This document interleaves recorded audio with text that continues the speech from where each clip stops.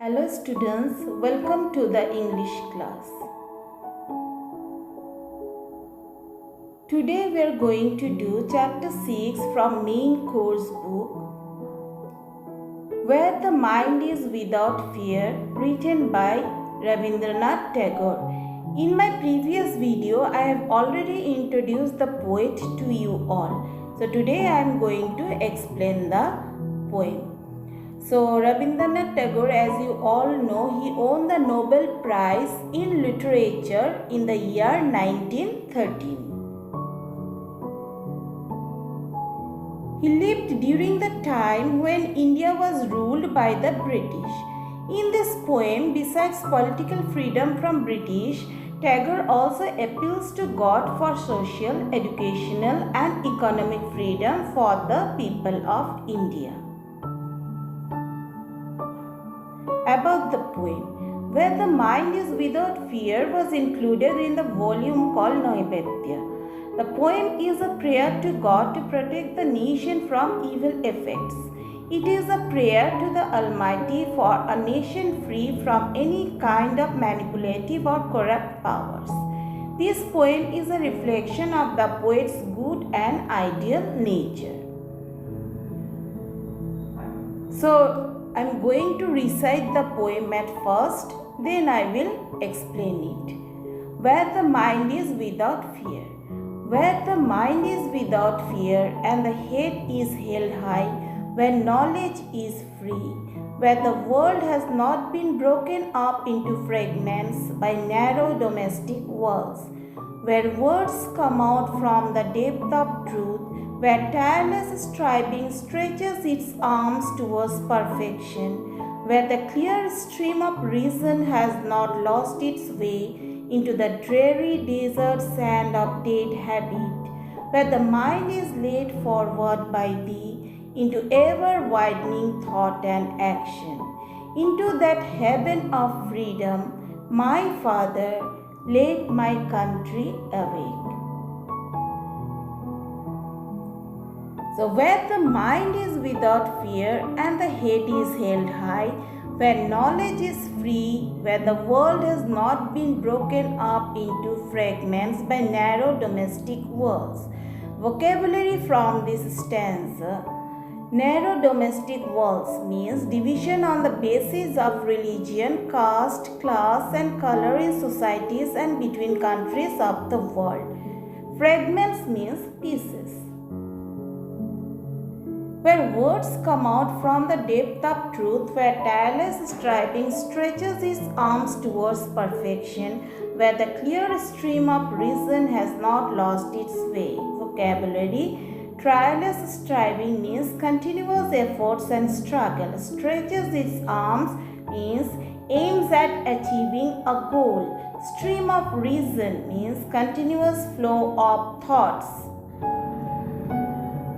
Into the dreary desert sand of dead habit, where the mind is led forward by thee into ever-widening thought and action, into that heaven of freedom, my Father, let my country awake. Vocabulary. Dreary means lifeless, dull, dead habit, old traditional rituals and customs that are harmful. Thee means yours. Here thee refers to God. Ever widening means forever broadening one's outlook. So where the mind is without fear and the head is held high. Here the poet prays to the Almighty that his countrymen should be free from any kind of fear of oppression or forced compulsion. He wishes that everyone in his country has his head high in dignity. According to him, in a truly free country, every person should be fearless and have a sense of self-dignity. Where knowledge is free, the poet dreams of a nation where knowledge is free and not restricted to some portion of the society based on class, caste, gender and other barriers. Tagore wishes his countrymen to awaken and broaden their minds by enlightening it with the power of knowledge. Everyone should have a free access to knowledge. Education should not be restricted to the upper class, but everybody should be allowed to acquire knowledge. Children should learn freely from the nature and the world around them. They should not be forced to memorize some predetermined lessons. Where the world has not been broken up into fragments by narrow domestic walls. Tagore wishes for a world which is not fragmented by prejudices based on caste, creed, religion, or other baseless superstitions. He thinks there should be no division among people. Right? In other words, prejudices and superstitions should not divide the people in groups and break their unity. Where words come out from the depth of truth. Tagore wants a nation where people are truthful. They should not be superficial and words should come out from the depth of their hearts. Where tireless striving stretches its arms towards perfection. In this line, where tireless striving stretches its arm, this is an example of fine personification in this poem. So as you know, I have already discussed earlier also that personification is a figure of speech in which an idea or thing is given human attributes. Here, tireless striving has been personified like a human being stretching his arms to reach his goal through perfection. The poet wants everyone to work hard to reach their goal and in the long run to reach perfection. He thinks that they should not be tired by working. People should not be lazy and ignoring their work. Tagore talks about his desire for a country where people should strive without getting tired to reach perfection, leaving behind prejudices and old traditions. Where the clear stream of reason has not lost its way into the dreary desert sand of dead habit. Just as a flowing river loses its way in a sandy desert, dead customs also harm all the good intellectual qualities of man. Tagore wants the power of reason to dominate the minds of his countrymen. He doesn't want the stream of reason to be lost amongst outdated customs and traditions, and only that can direct the mind towards selfless thoughts and everlasting action.